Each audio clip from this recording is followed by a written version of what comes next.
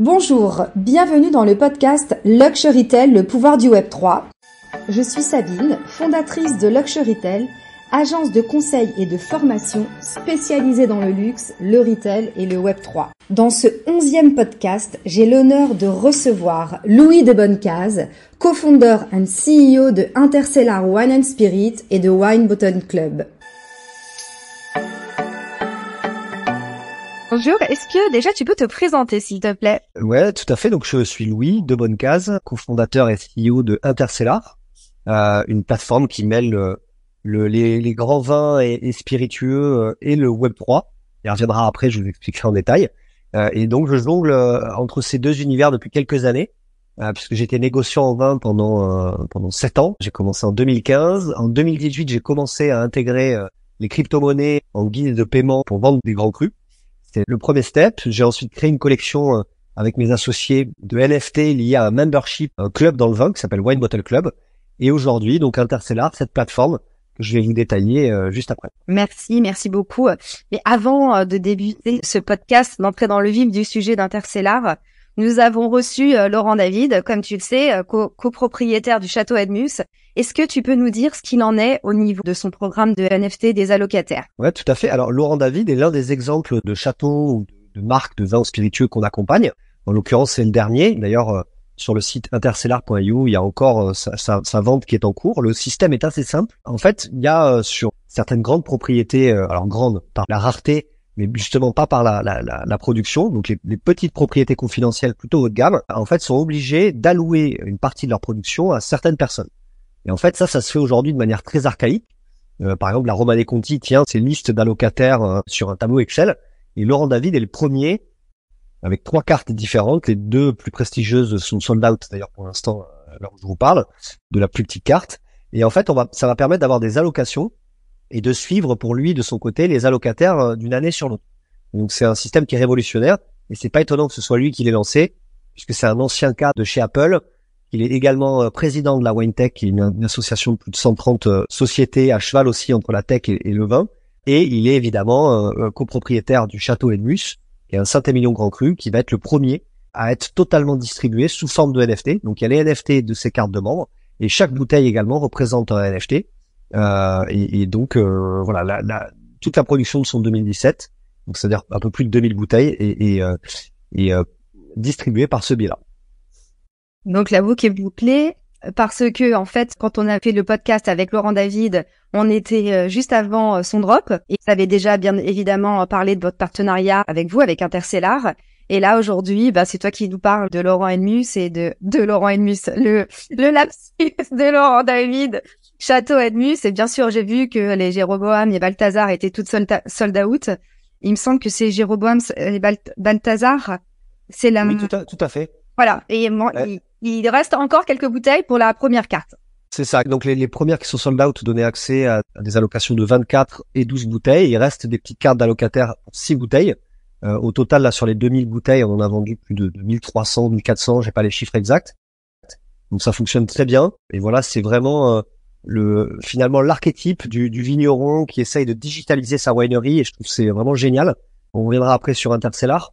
Et on a lancé beaucoup de projets qui sont plus des proof of concept. Et là, Laurent David, il y va à 100%, et je trouve ça génial de prendre ce risque-là, parce que les vins seront distribués très certainement de cette manière-là demain. Oui, c'est vraiment un super accueil, et quand j'ai vu que c'était sold out, j'étais contente, c'était chouette. Et finalement, quel a été à toi le déclic pour réaliser cette fusion du vin et des crypto-monnaies finalement? C'est quoi qui a fait que tu as voulu faire ça? Alors le déclic, c'est un peu ce que je disais tout à l'heure. Donc j'étais négociant, et en fait donc je travaillais sur les marchés export, notamment en Asie puis aux États-Unis. Et en fait moi j'étais tout jeune dans le milieu, et je me heurte à ce moment-là à beaucoup de clients à l'international qui me disent non mais je travaille déjà avec un tel, et je me dis bon va falloir que je trouve une solution et que je trouve des nouveaux clients, sinon ça va être compliqué. Et donc là on est plutôt fin 2017. Oui. Moi à titre perso j'avais un peu investi dans les bitcoins, etc. Et je me dis bon il y en a certainement qui ont investi plus tôt, qui ont des moyens du coup d'acheter les belles choses, soit pour tout simplement profiter en fait de leur retour sur investissement, de leur investissement en Bitcoin, soit pour diversifier leur portefeuille, parce que le vin et les grands spiritueux peuvent faire office d'investissement alternatif. Et donc j'ai été le premier au sein de ma boîte de négoce en 2018 a créé un site qui vendait des vins en crypto-monnaie. Et ça a très bien fonctionné. On a vendu dans plus de 30 pays. Aujourd'hui, j'ai vendu mes parts dans cette société parce que il fallait en fait que j'aille plus loin dans la démarche. Et c'est là en fait que voilà, on a commencé à créer un club, donc les communautés, prêtent très bien au vin et au Web3, et puis Interstellar aujourd'hui. Oui, le sujet de la communauté, enfin, c'est quelque chose de primordial au sein de l'écosystème du Web3, tout comme l'authenticité et la certification. Et justement, par rapport à Interstellar, l'industrie du vin, comme celle du luxe, en fait, repose sur des siècles de tradition. Je fais le lien entre tout ce qui est produits de luxe et vins et spiritueux. Et comme Interstellar et Wine Bottle Club parviennent-ils à fusionner tradition et innovation grâce finalement à la blockchain? Alors c'est une bonne question parce que justement c'est vraiment la trame de fond, puisque le monde des grands vins et également aussi celui des spiritueux, c'est certainement la dernière industrie du luxe dans laquelle il n'y a pas de contact direct entre la marque et le consommateur. Quand tu vas chez Aston Martin, chez Louis Vuitton ou chez Rolex, la marque est en contact direct avec son consommateur. C'est pas le cas dans les vins et spiritueux. Si tu vas dans un grand château comme Cheval Blanc par exemple, tu peux pas acheter du vin à la propriété. Il y a tout un système d'intermédiation qui, attention, est très utile pour certains, comme les négociants qui vont être des logisticiens, etc. Mais la blockchain va avoir tendance, en fait, à réduire les intermédiaires et à rendre une certaine souveraineté aux marques. Je reviendrai dans le détail sur le concept en lui-même, mais en fait, l'idée, c'est d'adosser derrière chaque bouteille un jumeau numérique de la bouteille. Et ça permet énormément de choses parce que sur notre plateforme, la marque, elle va pouvoir avoir une visibilité sur les données de distribution, elle va pouvoir potentiellement récupérer des royalties. Et donc, il y a toute une révolution là-dessus. Et sur l'aspect communautaire, celui par lequel tu avais introduit la question, donc Wine Bottle Club, là, en fait, c'est utiliser la technologie des NFT pour lier les gens autour d'un club et leur donner des avantages. Parce que, en effet, dans le Web3, tu le sais bien, la communauté est extrêmement importante. Mais dans les vins spiritueux, elle l'est tout autant. C'est très identitaire, les vins spiritueux. Si on prend l'exemple du cognac, par exemple, pour la communauté afro-américaine, si on prend certaines marques précises, comme Château Giscourt, par exemple, sur le continent africain, ou Château Talbot chez les Coréens, ou il y a plein d'exemples, hein, comme l'Irish Whiskey pour les WASP, etc. Donc il y a vraiment cette fusion des deux, et c'est pour ça en fait qu'aujourd'hui on utilise la blockchain pour résoudre les problèmes de distribution. Donc là c'est Interstellar en tant que tel, avec une bouteille égale un jumeau numérique, et aussi un système de club. On l'avait fait avec Wine Bottle Club, on le fait avec le club Edmus, et il y a beaucoup d'autres châteaux et marques qui souhaitent faire des clubs pour fidéliser en fait leur clientèle. D'accord. Donc moi, si je comprends bien, cette communauté va avoir des centres d'intérêt communs. Et j'imagine que par rapport aux catégories qui aiment certaines typologies de vins ou de spiritueux, ça permet peut-être de leur faire découvrir d'autres expériences, d'autres vins, comment dire, des vins qu'ils n'appréciaient pas forcément, mais de leur faire des expériences différentes grâce à ce club. Non, mais c'est ça. Mais la donnée, en fait, elle va même parfois au-delà du vin. C'est-à-dire que en fait, c'est un peu, dis-moi ce que tu as dans ton wallet et je te dirai qui tu es. En fait, voilà, on peut savoir qui est son client sans forcément le connaître, etc. Et pouvoir lui proposer des produits ciblés. Ça révolutionne aussi quelque part un petit peu le monde de la publicité. Et d'autre part, en fait, surtout pour la fidélisation, c'est très important. Parce que par exemple, tu peux déterminer en fait des automatisations. C'est là que la blockchain intervient. Parce que pour faire un club, il n'y a pas besoin de blockchain. Mais par exemple, j'ai un site web. Je veux faire en sorte que je sais pas, un acheteur qui est ma carte de membre, ou alors autre chose, un acheteur qui a acheté mes vins sur 3 années successives, je vais lui donner un discount. Et en fait, tout ça est automatisé grâce à la blockchain, et en fait, la lecture des wallets se fait automatiquement, et on peut donner des avantages comme ça. Super, c'est intéressant. Justement, pour faire encore le lien avec les maisons de luxe sont connues pour offrir des expériences clients exceptionnelles. On a cité des marques tout à l'heure. Et comment Interstellar et Wine Bottle Club, finalement, cherchent à faire de même? Quel est le lien entre la plateforme Interstellar et Wine Bottle Club? J'ai vu que vous aviez créé un club Genesis, à la base, à la source, qui donnait des accès, des avantages.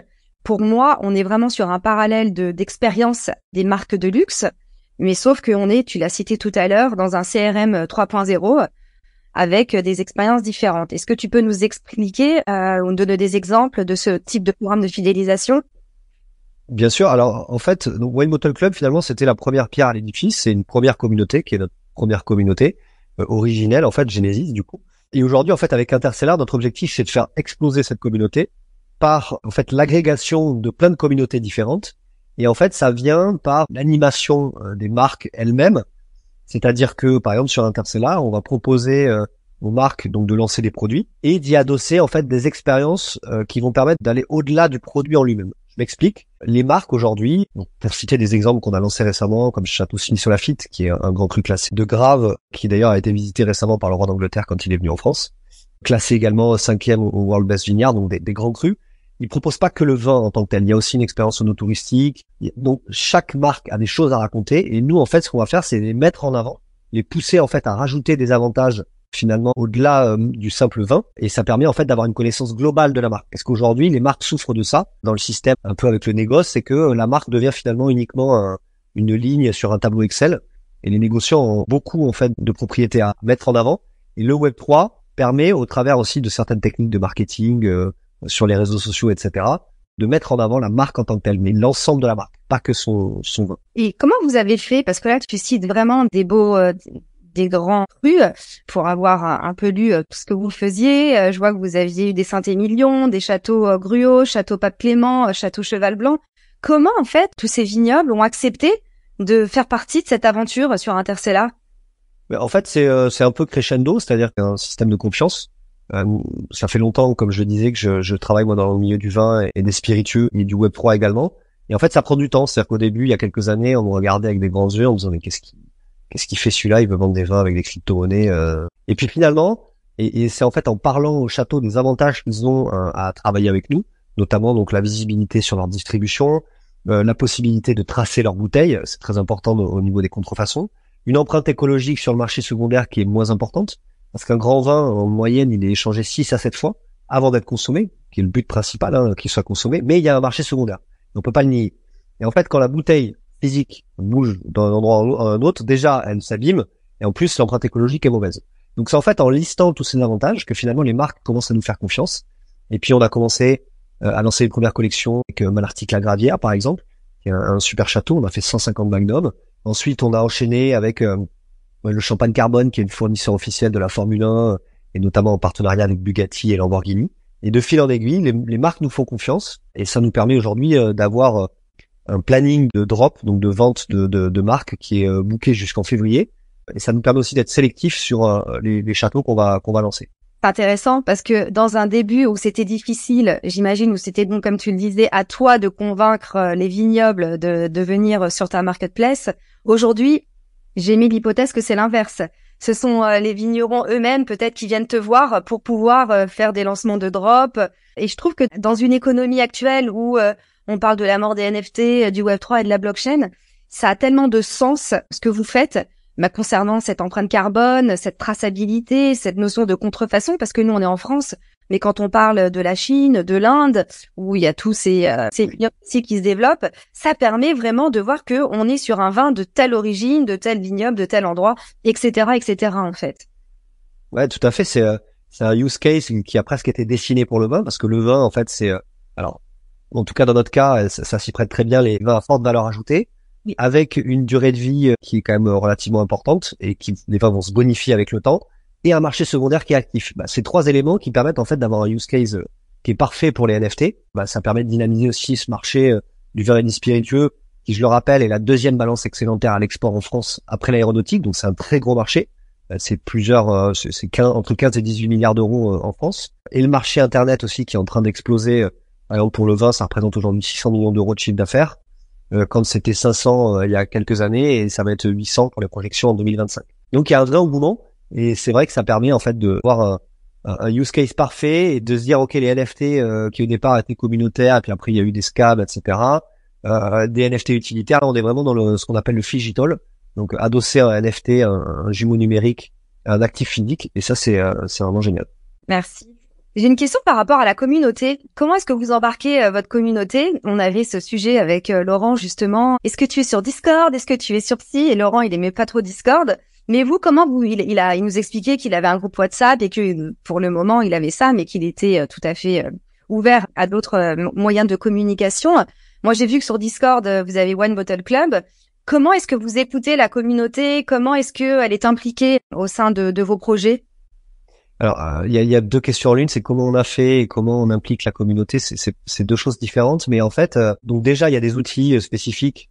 En effet, comme Discord par exemple, comme Telegram, Twitter, qui a très corrélé au Web3. Mais en fait, je dirais que ce qui est important, et c'est un petit peu l'apanage du Web3 aussi, c'est l'adaptabilité. C'est-à-dire qu'on va se dire, OK, on va lancer un Discord, mais finalement, nous, on est dans le vin également, et dans un milieu qui est quand même assez tradit. Donc, c'est compliqué d'aller onboarder des gens du Web 2 ou des gens plutôt classiques sur Discord. Donc, on va faire évoluer, en fait, nos réseaux sociaux. Donc, le maître mot, pour moi, c'est ça, en fait. C'est essayer d'avoir le plus de canaux de communication différents qui vont correspondre à à notre communauté. Nous, en l'occurrence, c'est presque du Web 2.5. On a une communauté qui est très geek, d'acheteurs, de collectionneurs, etc. Et on a une communauté beaucoup plus classique, plutôt d'acheteurs de vin, qui ont acheté leurs premiers NFT avec Wine Bottle Club ou Interstellar avec nous. Et donc, en fait, nous, on doit jongler entre les deux. Et il n'y a pas, en fait, de recette miracle. C'est vraiment adaptabilité et puis veille, c'est-à-dire regarder ce qui se fait sur les réseaux sociaux, etc., tout ce qui évolue. Et voilà un petit peu les conseils que je donne à des entreprises qui souhaitent animer leur communauté. Il n'y a pas de recette miracle. Je suis d'accord, Discord, c'est très compliqué. Enfin, c'est pas compliqué, mais on doit se familiariser, alors que, enfin bref. C'est vrai, c'est pas très accessible. Pourtant, en fait, ça va, je pense, être de plus en plus accessible. On voit par exemple que des intelligences artificielles comme Midjourney, c'est disponible que sur Discord par exemple. Donc il va y avoir certaines évolutions, mais je suis d'accord que c'est pas accessible à tout le monde. Et nous, notre but, au-delà des réseaux sociaux, c'est sur Interstellar, en fait, faire en sorte que les gens finalement ne voient pas le Web3. C'est-à-dire qu'on essaye de pas forcément trop utiliser le mot NFT, plutôt jumeau numérique. On accepte les paiements en euros et pas qu'en crypto-monnaie. On va permettre aux gens de s'inscrire avec une adresse mail et pas avec un wallet. Donc tout est une question en fait de comment on habille en fait la mariée. Et nous, le but, c'est d'avoir la plateforme la plus accessible pour tout le monde. C'est vraiment ça aujourd'hui notre mission. La mass adoption, qui est également le cas de tout le Web3, qui souhaite aller toucher toute la population. Et c'est ça aujourd'hui la clé et l'objectif principal pour Interstellar. Je trouve que c'est intéressant par rapport à la manière dont vous onboardez vos clients, parce que tu disais que vous avez une diversité de clientèle, que ce soit des collectionneurs, des personnes de la crypto. Et là, en fait, avec le vocabulaire, et c'est un sujet qui revient à chaque podcast, le vocabulaire, c'est important. Comment acculturer les personnes à la notion de NFT? Est-ce qu'on doit créer un wallet? C'est quoi un wallet? Comment faire pour acheter sa crypto-monnaie? Et aujourd'hui, c'est vrai, en 2.5, si je veux utiliser ma crypto-monnaie, c'est OK, je pourrais acheter ma bouteille de vin. Si je veux utiliser ma monnaie fiat également. Et finalement, ça, au lieu d'avoir des barrières à l'entrée, ça les ouvre. Et j'imagine qu'il y a un sentiment de fierté que d'avoir son premier NFT, son premier jumeau numérique et que de le dire à ses amis, que je sois collectionneur, que ce soit un grand-père ou un père. Je trouve que c'est vraiment intéressant cette ouverture d'esprit que vous avez. Également, dans votre mode de communication, tu disais on n'est pas figé sur Discord, on va là où notre communauté est. Et ça, je pense que c'est vraiment ça, la réussite d'un projet, c'est de savoir écouter les clients, les potentiels clients, partager leurs valeurs et ne pas avoir sa feuille de route justement et pouvoir s'adapter. Tu parlais d'adaptabilité, s'adapter à ce nouveau marché. Et j'avais une question par rapport au métaverse. Aujourd'hui, les métaverses, c'est un nouveau territoire d'expérience pour les marques de luxe et ça pourrait être également le cas pour le vin.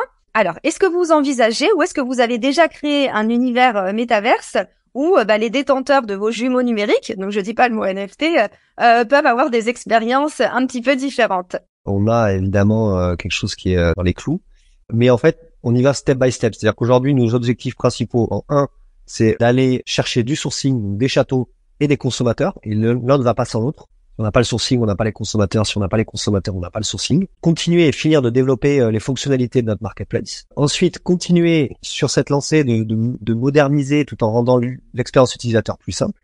Et en effet, notre troisième objectif, ça va être la réalité augmentée. Et en fait, si tu regardes sur notre site web, donc interstellar.io, tu peux voir qu'en fait que tous nos assets sont des assets ce qu'on appelle intégrés dans le web. C'est de la 3 dimensions. Donc quand tu achètes une bouteille physique, tu as le jumeau numérique de la bouteille, mais le jumeau numérique, c'est pas un JPEG, c'est pas une vidéo non plus, c'est pas un MP4, c'est un asset. Alors il y a plein de formats différents, on utilise par exemple le GLB. Et en fait, c'est l'asset réellement en 3 dimensions. En fait, on est en train de préparer notre futur métaverse et tout ce qu'on est en train de faire aujourd'hui va dans ce sens. La seule chose, c'est qu'aujourd'hui, les métaverses, pour l'instant, alors il y en a sur lesquels il y a du monde, mais le but d'abord, c'est de créer des communautés et de créer des interactions. Nous, c'est ce qu'on a fait d'ailleurs dès le départ à l'époque avec notre club. On s'était dit, avant de créer la marketplace, on va créer une communauté. Maintenant qu'on a la marketplace, on continue de développer la communauté pour ensuite lui proposer, parce que si un métaverse sans personne dedans et sans aucun produit, ça n'a pas d'intérêt.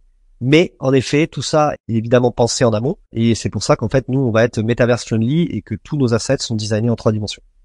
Le but après, c'est en fait de toucher les bouteilles dans sa propre cave, pouvoir avoir une cave à son image, etc. Bah, en fait, quand je voyais que vous aviez ce projet de métavers, je me disais, avec justement de la réalité virtuelle, pouvoir aller dans les caves, pouvoir peut-être parler avec des producteurs en réalité augmentée. Il y a vraiment beaucoup de choses à faire, je trouve, dans votre univers par rapport à une e-boutique virtuelle métaverse. Je trouve que là, on peut vraiment plonger dans les caves, dans les profondeurs des vignobles, et ça a vraiment un impact, un intérêt qui peut être intéressant. Bah, j'invite les gens à suivre nos avancées. Mais en effet, on va intégrer toutes les notions d'intelligence artificielle, de métaverse, d'expérience utilisateur dans notre solution. Donc voilà, vous pouvez regarder ce qu'on fait sur nos différents réseaux sociaux, sur notre site. Avant-dernière question, est-ce que tu peux nous parler des défis, des opportunités peut-être de vos projets sur le vin, le Web3, l'écosystème? En fait, le défi principal, nous, on a fait ce qu'on appelle des proof of concept. Donc notamment, je parlais, l'article Ravière, c'était 150 Magnum. Le Château Smith Lafitte, c'était pareil, des éditions assez limitées. Aujourd'hui, par exemple, avec Laurent David et les Châteaux Edmus, on rentre dans une dimension qui est plus large et on sent qu'il y a des prises de conscience. Donc nous, notre but, notre vision, c'est finalement d'aller chercher tous les vignerons. Aujourd'hui, notre système se prête très bien aux vins qui sont très haut de gamme. Après, on va aller essayer de réduire en fait dans les gammes, mais toujours en ayant des vins de garde, parce que le fil conducteur, c'est ça, c'est des vins en fait qui vont pouvoir se garder afin d'être échangés ou vieillis pour être consommés. Donc notre but, c'est ça, c'est d'aller élargir le sourcing et d'aller chercher toujours plus de vignerons. En France, évidemment, et à l'étranger. Notre prochaine vente, par exemple, ce sera un grand cru étranger, donc on communiquera très prochainement dessus. Pour ça, en fait, qu'on a levé des fonds. Donc, on n'a pas encore communiqué sur notre levée de fonds. Elle est terminée aujourd'hui, une levée de fonds en pré-amorçage, donc on précide, avec des business angels de la tech et du vin. On a des vignobles qui ont investi, on a pas mal de grands CEO du Web3. Et ça va nous permettre justement d'aller chercher cette vision et notamment cet export pour les clients, parce qu'il y a beaucoup de clients qui se trouvent à l'étranger notamment. Et ensuite, voilà, l'idée, c'est d'aller continuer à œuvrer dans cette facilitation en fait de l'expérience utilisateur. Et c'est pour ça en fait que je m'amuse à dire que le jour où on parlera plus de NFT, on parlera même plus de Web3, une plateforme qui permet en fait d'avoir des solutions avec derrière la blockchain, mais sans que ça se voit. Voilà. C'est en ligne avec tous mes invités. C'est notre objectif à tous en fait, parce que aujourd'hui le Web3 ça reste une niche. Alors c'est pour ça aussi qu'il y a beaucoup d'opportunités. Mais attention aussi beaucoup d'arnaques et de scams. Ça rassemble les bons esprits et les mauvais. Et aujourd'hui, c'est une niche parce que on reste cantonné au gaming, aux cartes à jouer, etc. Et c'est pour ça que des projets comme les nôtres, mais comme d'autres marques également dans d'autres secteurs d'activité, qui vont œuvrer en ce sens, c'est extrêmement important de les mettre en avant parce que sans ça, en fait, il y aura pas d'adoption de masse. Et l'adoption de masse, c'est ce qu'on recherche tous. Louis, est-ce que tu as un mot de la fin, s'il te plaît? Alors, un mot de la fin, je dirais oui, évidemment, suivez-nous sur nos réseaux. Il y a encore la vente de Edmus qui est en cours. Alors quand le podcast sera diffusé, j'espère qu'il en restera encore un petit peu pour vous. En tout cas, voilà, moi je suis très heureux d'avoir participé à ce podcast. Je te remercie de m'avoir accueilli et voilà, je serai toujours disponible. Donc vous pouvez même me contacter directement sur LinkedIn si vous avez des questions, ou même si vous voulez collaborer, si vous êtes un vigneron, si vous êtes une communauté Web3. Voilà, je vous répondrai avec grand plaisir. Et voilà, et le vin est à consommer avec modération. Ça c'est important de le dire. Parce qu'aujourd'hui, les jeunes notamment, qui sont d'ailleurs l'une de nos cibles principales, ont tendance à consommer, ont eu tendance parfois à consommer en quantité et pas en qualité, et ça c'est vraiment important pour nous. En fait, prêcher la bonne parole, des bons vins, du bon côté de l'alcool, parce que l'alcool peut aussi avoir des travers, donc il faut toujours être modéré, et dans ces cas-là, en fait, l'alcool et le vin notamment est extrêmement bénéfique tant qu'il est consommé avec modération.